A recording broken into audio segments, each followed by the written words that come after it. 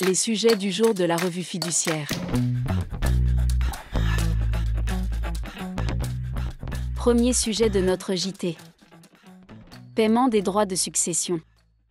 Les droits de succession doivent, en principe, être réglés comptant sous forme de numéraire, en valeur du trésor ou, sous certaines conditions, par remise d'un bien via la procédure de dation en paiement.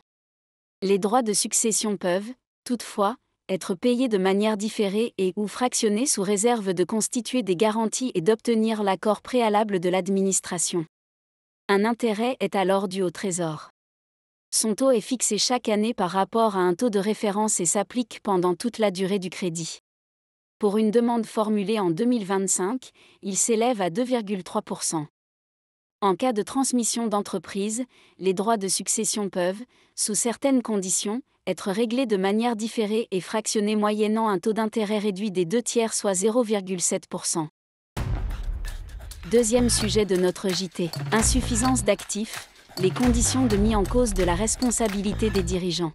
Pour que la responsabilité du dirigeant pour insuffisance d'actifs soit retenue, il est nécessaire que la faute de gestion soit avérée et qu'elle ait conduit à cette insuffisance.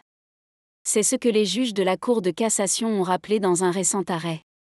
Dans cette affaire, à la suite du décès du dirigeant et fondateur d'une URL, un administrateur provisoire a été nommé. Peu de temps après cette nomination, l'URL a été mise en liquidation judiciaire.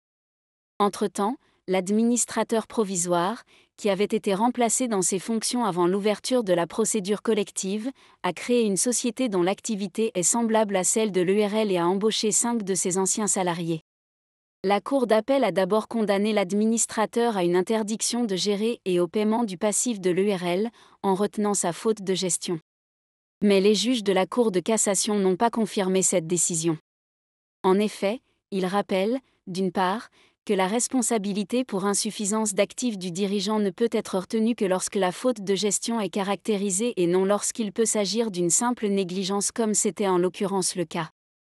D'autre part, la faute reprochée doit avoir directement contribué à l'insuffisance d'actifs, ce que la Cour d'appel ne démontrait pas dans cette affaire. Enfin, les juges de la Cour de cassation rappellent que l'interdiction de gérer prévue par le Code de commerce ne peut porter que sur une entreprise commerciale, artisanale ou agricole et non pas sur toute entreprise ayant toute autre activité indépendante, comme l'avait décidé la Cour d'appel. Troisième sujet de notre JT. Rappel d'obligation, publier l'index égalité 2024.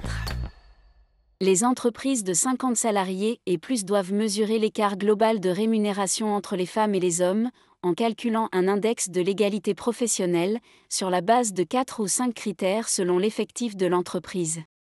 Chaque 1er mars au plus tard, les entreprises concernées publient sur leur site internet la note globale de l'index, qui est une note sur 100, et la note obtenue à chacun des indicateurs le composant. L'index dont la période de référence s'achève en 2024 doit donc être publié le 1er mars 2025 au plus tard.